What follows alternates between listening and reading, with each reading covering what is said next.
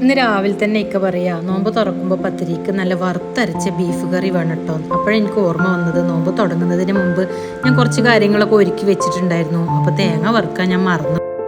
അപ്പോൾ നോമ്പ് തീരാനായിട്ടില്ലല്ലോ, കുറച്ച് ദിവസം കൂടി ഉണ്ടല്ലോ. ഞാൻ ഇന്ന് കുറച്ച് തേങ്ങ വറുക്കാമെന്ന് വിചാരിച്ചൊരു 5 തേങ്ങ എടുത്തിട്ടുണ്ട്. അതിലേക്ക് 2 ടീസ്പൂൺ മഞ്ഞൾപ്പൊടി, 2 ടീസ്പൂൺ വലിയ ജീരകം, 4-5 തണ്ട് കറിവേപ്പില ചേർത്ത് നന്നായിട്ടൊന്ന് ഇളക്കി യോജിപ്പിച്ച് തീ വളരെ കുറച്ച് ഇത് സാവധാനം ഇളക്കി വറുത്തെടുക്കുക. എപ്പോഴും തേങ്ങ വറുക്കുമ്പോൾ അടി കട്ടിയുള്ള പാത്രമാണ് നല്ലത്. ഞാനിവിടെ ഉരുളിയാണ് എടുത്തിട്ടുള്ളത്. അടി കട്ടിയില്ലാത്ത പാത്രമാണെങ്കിൽ പെട്ടെന്ന് അടിയിൽ പിടിക്കാൻ സാധ്യതയുണ്ട്. അപ്പോൾ തേങ്ങ വറവായിട്ടുണ്ടോയെന്ന് അറിയാൻ ഇതുപോലെ വേപ്പില കൈകൊണ്ടൊന്നും ഇങ്ങനെ പിടിച്ചാൽ പൊടിഞ്ഞ് വരുന്ന പരുവാണെങ്കിൽ തേങ്ങ വറവായിട്ടുണ്ട്. ഇനി ഒരു പരന്ന പാത്രത്തിലോട്ട് മാറ്റാം.